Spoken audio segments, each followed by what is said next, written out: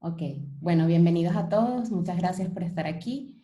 El día de hoy les voy a presentar una iniciativa que nació en la Universidad Regional Amazónica Iquian llamada Biomateriales al Rescate de los Ríos Amazónicos. Antes de comenzar la charla, quisiera hacerles una encuesta.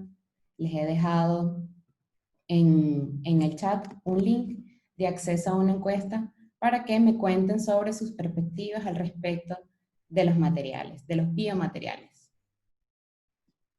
Entonces les voy a compartir la pantalla, vayan respondiendo.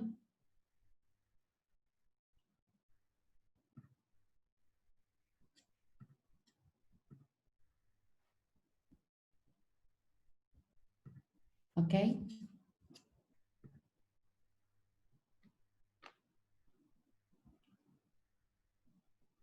Muy bien. Cuando pensamos en un biomaterial, ¿qué es lo primero que nos viene a la mente? ¿Qué imaginas? ¿Es biodegradable? ¿Es un material derivado de la biomasa? ¿Es un material que está vivo? ¿No sabes qué es? También es válido. ¿O que es compatible con tejidos del cuerpo humano?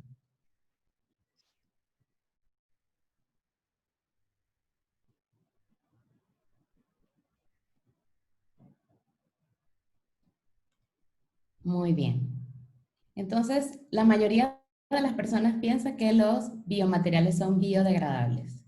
Y bueno, conforme vayamos avanzando en la presentación, vamos a tratar de deslindar algunos mitos al respecto de los biomateriales, porque es cierto que algunos de ellos son biodegradables, otros no lo son. ¿Ok? Entonces, ya nos daremos cuenta de esa diferencia. ¿Ok?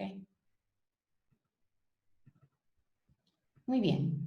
Entonces, la agenda que vamos a compartir el día de hoy, tenemos el contexto y la importancia de la investigación, primero para mí como persona, como mujer, como investigadora, y luego para el mundo. Y continuaremos con qué son los biomateriales, ¿ok? ¿Qué son los biomateriales y cómo ellos se obtienen a partir de la biomasa residual? También las aplicaciones en tratamientos de agua y la perspectiva que tenemos desde de la Amazonía del Ecuador. Entonces, uno de los primeros recuerdos que yo tengo de mi niñez es subir a un cerro que se llama Cerro del Café, que está muy cerca de mi casa en Venezuela. Y recuerdo que mi padre me enseñó a beber agua en una hoja y era una recompensa para nosotros cuando subíamos la colina de ese cerro. No sabía lo afortunada que yo era de poder tomar agua directamente del río sin miedo a enfermarme. Este río queda en esta zona que se llama Naguanagua, que bueno, aparentemente según el vocablo local, el origen etimológico dice que significa que son dos aguas. Entonces hay dos ríos que confluyen allí y le da el nombre a esta ciudad. Yo crecí rodeada de ríos y rodeada de playas, y bueno, porque Venezuela es de estos contrastes. Pasado algunos años, algunas lunas, llegué a Iquiam, y desde hace 5 años estoy viviendo rodeada de 93.000 hectáreas de reserva biológica. Este lugar está muy cerca de la ciudad San Juan de los Dos Ríos de Tena. Y yo creo que una de las cosas que a mí me atrae de investigar el agua y su interacción con nosotros es porque es un recurso que a mí en lo particular me hace feliz y que es el sostén de la vida en nuestro planeta. Además, las mujeres y las comunidades indígenas son vulnerables al acceso de los recursos y especialmente por su calidad y su abundancia. El Ecuador en su constitución establece el derecho humano al agua, que es fundamental y irrenunciable, constituye un patrimonio nacional, es estratégico, es de uso público y además es imprescriptible, es inembargable. Pero nada se habla de la calidad del agua o de ese recurso hídrico al cual tenemos acceso por derecho constitucional. Es por ello que la preocupación que tenemos nosotros en la Amazonía, la preocupación que tenemos muchos de los que trabajamos en el recurso hídrico con respecto a los derrames petroleros que ocurren en la Amazonía, bueno, nos tienen pensando de qué manera podemos contribuir para mitigar estos efectos, especialmente durante el colapso de la Cascada San Rafael, que es un lugar, perdón, que es un sitio, bueno, un sitio espectacular desde el punto de vista turístico, que lamentablemente ya no existe. Y una de las preocupaciones que hay es que como consecuencia de su colapso, una de las, oleoductos colapsaron y contaminaron buena parte de algunos ríos en la Amazonía, además poniendo en riesgo a muchas poblaciones aledañas. No, además, pone en riesgo los proyectos de hidroeléctricas que, bueno, abastecen a buena parte del país. Aunado a esto, tenemos nosotros, recientemente publicaron, este mismo mes, publicaron un estudio relacionado con los efectos de la producción de crudo en la Amazonía del Ecuador. Sin embargo, estas personas que publican desde Italia y desde Estados Unidos, no los conozco, no he visto su origen, pero ellos publican que no hay suficiente información. No hay suficiente información relacionada a la correlación de la salud o de los daños en la salud que tienen las poblaciones indígenas y la población en el territorio amazónico relacionado con la producción de crudo. Por otro lado, una colega de IKIAN, Mariana Caparelli, en conjunto con Gabriel Mulalet y estudiantes de la universidad, publicaron un trabajo en donde ellos plantearon que la contaminación de los ríos por actividades antropogénicas, como por ejemplo la producción piscícola, algunos vertederos municipales y también la minería a pequeña escala, está generando cambios importantes en las propiedades físico-químicas del agua en la región. Hay valores de los metales que están por hasta 500 veces por encima de los límites máximos permisibles y esto pone en riesgo la salud de la población y también la salud de los ecosistemas. A esto hay que contar con la posibilidad de encontrar el coronavirus en muestras de agua. En París hicieron un estudio, esto fue publicado en la revista Science en abril del 2020, en donde se encontraron muestras de coronavirus en aguas residuales. Estas muestras no se tiene claridad de si son capaces de enfermar, o sea, de contagiar, pero son capaces de promover una estrategia de detección temprana de una pandemia o de un pico en los contagios. Entonces, el monitoreo que se hizo en París realmente correlacionaban los datos de crecimiento de especies de coronavirus, el contenido en el agua, con los casos reportados y aparentemente había una manera de predecir cuándo iba a suceder los picos porque el contenido aumentaba con la misma, digamos, seguía la misma tendencia. En otra revista, que es la revista The Lancet de gastroenterología, evalúan la posibilidad de que el coronavirus pueda contagiarse a través de medio fecal oral. Entonces hay otros virus similares que han mostrado posibilidad para contagiar, sin embargo, esa opción no ha sido estudiada todavía en el coronavirus, el SARS-CoV-2. Entonces, ¿cuál es la situación concretamente en la Amazonía? Entonces tenemos amenazas biológicas y tenemos amenazas químicas. Entre las químicas, pues tenemos los metales pesados, cuyo origen puede ser antrópico, pero también natural. Muchos de nuestros suelos están con valores elevados de cadmio. También tenemos la presencia de virus, la presencia de bacterias, ¿ok? Además del crudo que ya hemos conversado. Entonces estos valores, como les mencionaba, están por encima de los valores permitidos, como ustedes pueden ver acá, están por encima de los valores y cada uno de estos valores están relacionados con puntos cercanos a actividad minera. Y bueno, también hay algunas enfermedades relacionadas con el agua, como la salmonela, la fiebre tifoidea, la hepatitis, que, bueno, son de preocupación para mí y para el mundo, ¿no? Es por ello que nace la iniciativa Biomaterials to the Rescue. Esto es un graphical abstract en el que participé recientemente en esta página web que se llama BioRender. Aquellos que tengan ganas de hacer graphical abstract y les divierta un poco hacer esto, los invito a que entren aquí. Bueno, ya en el concurso no llegué muy lejos, porque los bioquímicos y los biotecnólogos dibujan espectacular. Yo quedé más o menos como el pececito al final de la carrera, pero me divertí mucho al hacer esto porque pude concretar algunas de las ideas y es una de las razones por las que estoy aquí compartiendo con ustedes la tarde de hoy. Entonces, ¿qué son los biomateriales? En una primera instancia, la definición está asociada a sus aplicaciones en medicina. Entonces, un biomaterial, de acuerdo a la asociación, a la Sociedad, perdón, Europea de Biomateriales, establece que es un material que está dirigido a su aplicación en contacto con tejido humano, y la idea es entonces sustituir, puede ser las funciones de algún tejido o de algún órgano o alguna función del cuerpo. Entonces hay algunos, como por ejemplo, esto es una malla, que es un stent que se utiliza para evitar que las placas de colesterol o de triglicéridos precipiten en las arterias y generen estos colapsos por obstrucción de los vasos sanguíneos.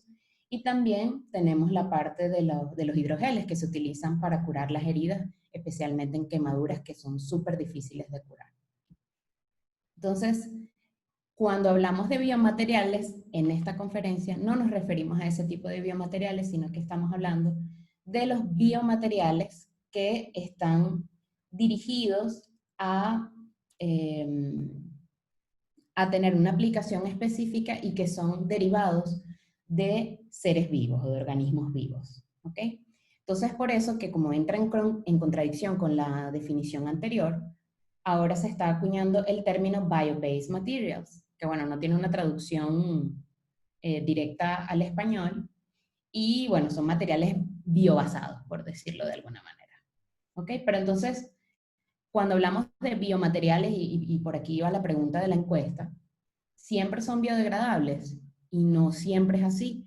Los materiales que vienen derivados de una biomasa, por ejemplo, no necesariamente son biodegradables.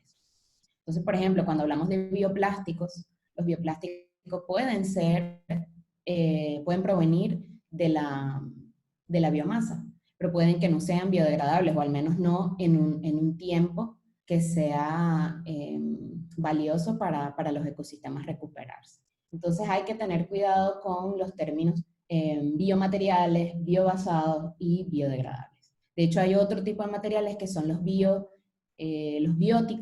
que son materiales prácticamente sin modificarlos. Son los materiales que están disponibles en la naturaleza y que podemos nosotros aplicarlos directamente. Entonces, allí están los bióticos y los bioproductos, que entran toda esta gama de materiales que son sujetos de algún tratamiento. La biomasa se trata de alguna manera y con eso nosotros obtenemos estos bioproductos. Entonces, ¿cómo se pueden obtener los biomateriales? Bueno, hay infinitas maneras, pero las más generales tenemos procesos termoquímicos, procesos bioquímicos y procesos biológicos. Muchos de estos bioquímicos y biológicos involucran técnicas de la biotecnología, utilizan también los metabolismos de bacterias o de hongos para poder promoverlos. Y la parte termoquímica es nosotros promovemos transformaciones con ayuda del calor. ¿Qué ventajas tiene? Bueno, normalmente los biomateriales, la fuente es una fuente renovable, casi siempre utilizamos residuos, podemos hacer biomímesis, podemos tratar de imitar lo que sucede en la naturaleza para potenciar alguna aplicación que nosotros deseamos. Se entiende que son carbono neutral, todo eso va a depender del balance energético del proceso que propongamos. Es sostenible siempre y cuando también el proceso lo sea. Es reproducible, se puede reproducir. De hecho, en la naturaleza nosotros podemos obtener materiales bien reproducibles. Y es tunable, To enable es que yo puedo modificar las condiciones del proceso para obtener unas características especiales. Entonces utilizamos todo el desarrollo de la química verde en beneficio de las aplicaciones que queremos obtener. Entonces, ¿qué aplicaciones hay de biomateriales en tratamiento de agua? Bueno, tenemos, por ejemplo, el biochar, que es un material derivado de la biomasa, y lo podemos utilizar como absorbente de metales. Entonces, esto es una manera sostenible de absorber metales en solución, absorber metales en agua. Y lo importante de estas investigaciones es que nosotros podemos tener diferentes residuos que pueden ser potenciales materias primas para estos materiales. ¿Okay? Entonces, una de las cosas que al menos a mí me atrae es que esto cierra el ciclo de muchos de los cultivos que podemos tener nosotros en países como Ecuador, en donde hay una alta productividad agrícola, pero el aprovechamiento de esos residuos no es tan bueno. Entonces, eso nos ayudaría a cerrar ese ciclo. Y si además estamos utilizando esos residuos, o mejor dicho, los productos obtenidos de esos residuos para purificar agua, entonces muchísimo mejor. También lo podemos utilizar como soporte para microalgas. Con una tesista de IKEAN estamos trabajando en fotobioreactores para tratamiento de agua. Aún no hemos decidido incorporar el biochar, queremos trabajar primero con el fotobioreactor, pero esta es una de las opciones. Porque una de las limitaciones que tienen las microalgas cuando se trabajan en fotobioreactores para tratamiento de agua es cuando hay drenaje de la microalga. Entonces, cuando hay descarga del fotobioreactor, es posible que pierdas microalgas, pero si colocas un soporte, como en este caso que publicaron en el 2017, un nanocomposito de algas con el biochar. El biochar es esta parte gris que ven por acá, y esta parte gris que está acá es el nanocomposito, donde nosotros aprovechamos esa naturaleza orgánica que tiene el biochar para poder hacer una interacción con el alga que no sea tóxica, ¿okay? Que le permita incluso mejorar, potenciar la eficiencia para tratamiento de agua. Otra de las opciones que tenemos nosotros es trabajar con la nanocelulosa. La celulosa es el polímero más abundante de la naturaleza. Nosotros ni siquiera tenemos que fabricarlo, solo tenemos que ir por él, y lo encontramos en la biomasa lignocelulósica. Y hay muchos tratamientos que podemos utilizar para extraerlo. Hay muchos, nosotros podemos utilizar estas fibras que son derivadas de la nanocelulosa para fabricar membranas que puedan servir como filtros. En el 2017 se publicó un filtro para virus y bacterias derivados de biomasa, y este filtro es basado en nanocelulosa y permite prácticamente sin modificación, una modificación muy sencilla, un tratamiento muy sencillo, se pueden obtener se pueden remover virus y bacterias desde muestras de agua. Entonces, ¿cuál es la perspectiva para la Amazonía del Ecuador y cuál es la propuesta que nosotros hemos elaborado desde IKEAN? Entonces, trabajar con biomasa como fuente de biomateriales, porque tienen todas estas estructuras, lignina, celulosa, hemicelulosa, y con eso podemos obtener una familia de compuestos además de los biomateriales. Entonces, no solamente podemos obtener carbones, sino que también podemos obtener una familia de sustancias químicas de alto valor agregado. Para los procesos de valorización, estas tecnologías, hay extracción directa, hay procesos termoquímicos y bioquímicos, como les había mencionado antes, y el que a mí más me atrae y al que me dedico últimamente es la pirólisis catalítica. La pirólisis catalítica, como ven en la imagen, la pirólisis es un proceso de tratamiento termoquímico donde utilizamos calor para promover las reacciones de transformación. Y utilizamos un catalizador, que es un material que podemos nosotros diseñar para transformar parte de lo que se genera en el proceso pirolítico. Como biomasa hemos utilizado aquella que tenemos abundante en Napo. Nosotros hemos trabajado con raquis de plátano, que es una de las partes más fibrosas de la planta. Hemos trabajado con cáscara de cacao, y con ello trabajamos en un proyecto que hicimos con la Universidad de Zaragoza, la Universidad Pública de Navarra y la Universidad Politécnica Salesiana, gracias al financiamiento de la cooperación española. Y con ello con pirólisis catalítica obtuvimos unos materiales bien interesantes que les voy a mostrar a continuación, utilizando esto. Esto que ustedes ven acá es el reactor, esta caja que está aquí es el horno donde ocurre la pirólisis a 500 grados centígrados, y aquí nosotros recolectamos los aceites, y una vez que todo esté culminado, el proceso esté culminado, nosotros podemos recolectar en esta caja de color verde que ven acá, nosotros podemos obtener el biochar. El biochar se ve más o menos como esto. Esta es la biomasa de origen. Esto que ustedes ven acá es la biomasa seca, esto de color marrón que ven acá, y esto que ustedes ven aquí es el biochar. Fíjense que la mayoría de las fibras que yo coloqué dentro del reactor tienen estas dimensiones aproximadamente. Y cuando nosotros llevamos a cabo el proceso pirolítico ocurrió esta expansión. Esta expansión nos llamó muchísimo la atención. De hecho, fue chistoso porque andábamos por los pasillos del Centro de Investigación del Instituto de Nanociencia de Aragón en Zaragoza.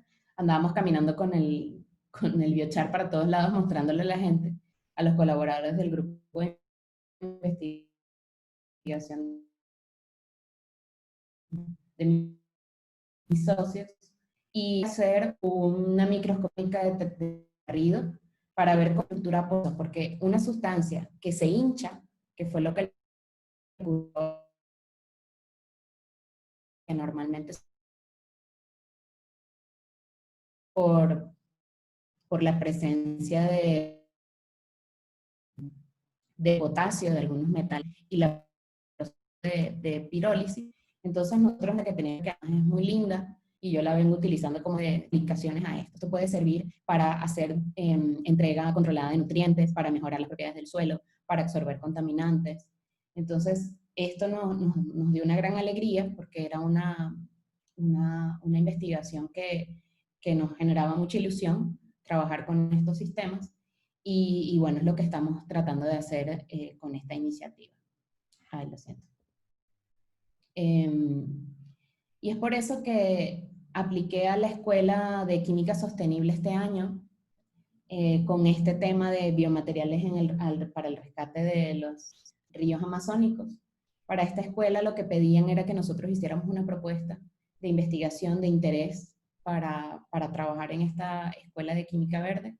Y bueno, es en la Universidad de Leuphana en Alemania, y es apoyada por este instituto, que es el Instituto de Química Sostenible de Alemania. Es una escuela muy importante porque este año justamente se están centrando en las aplicaciones de la química verde para el agua. Entonces, ya sean las oportunidades y beneficios que presenta la química verde y el uso para controlar la purificación y la contaminación. Adicionalmente, nosotros preparamos una propuesta para la convocatoria de innovación del Hub del Norte con mi estudiante Fernando Zambrano, y con ellos trabajamos en un filtro de nanocelulosa para hacer remoción de virus en agua. Y bueno, ya pasamos a la segunda fase, ya estamos casi en la final, y bueno, estamos muy emocionados de poder establecer un prototipo de filtro basado en cacao, en cáscara de cacao. Algo que es muy importante y que es una de las lecciones que al menos a mí me ha dejado el coronavirus, y es una de las intenciones de trabajar en esta iniciativa, es la articulación entre la comunidad, la academia y la empresa. Ahora, con todas las limitaciones que tenemos nosotros en las universidades, por el tema de los recortes, el tema del trabajo aplicado a beneficio de las comunidades, hemos intentado hacer esta cooperación, digamos, en otras oportunidades, pero finalmente durante el coronavirus logramos concretar dos proyectos muy bonitos que les comparto a continuación. El proyecto YACU es un proyecto que sometimos a fondos del gobierno del Reino Unido, donde vamos a trabajar con diseño humano para establecer una tecnología apropiada a las comunidades indígenas del sector Atacapi, que está al lado de nuestra universidad.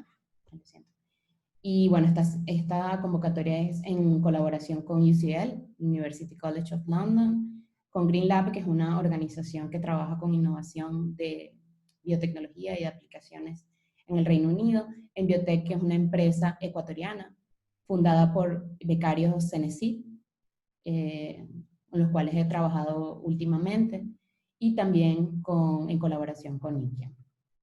Tenemos otro proyecto también en colaboración con estas empresas, pero incluyendo Bioenergía de los Andes, que es una startup de mi colega que trabaja en procesos termoquímicos. Ellos ya están en una escala muchísimo más grande, hacen producción y esperan producir 1.000 toneladas, eh, 1.000 toneladas al año de biochar, ¿ok?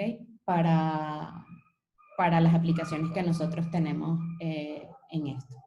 El socio principal de esta convocatoria o de este proyecto es ALPA, que es el representante, digamos, legal de Guardianes de Semilla. Con ellos estamos trabajando en el proyecto Yachaykuna, que es conocimiento comunitario y participativo para el fortalecimiento de la chacra. Una de las cosas que nosotros queremos hacer con el biochar es potenciar los cultivos para evitar el uso de pesticidas. Una de las preocupaciones que existen en la Amazonía es también el uso indiscriminado de pesticidas que llegan a los cuerpos de agua. Si nosotros con el biochar logramos mejorar la productividad de la chacra y de los sembradíos que existen en la Amazonía, estaríamos de manera indirecta protegiendo también el recurso hídrico. Entonces, para concluir, bueno, la contaminación en los ríos amazónicos es la principal motivación de esta investigación y estamos conscientes de que pone en riesgo a los ecosistemas, a la biodiversidad y a la población. La química sostenible desempeña un rol fundamental en la promoción de soluciones a algunos problemas ambientales y sanitarios en la región amazónica, y es importante que nosotros trabajemos en disminuir la explotación indiscriminada de los recursos, haciendo un uso eficiente de los mismos. Por eso es que los biomateriales son muy importantes y constituyen una oportunidad para el desarrollo de tecnologías sostenibles y también para el aprovechamiento de la biomasa, de los residuos que se generan, y además para remover estos contaminantes que nos están afectando en la región amazónica.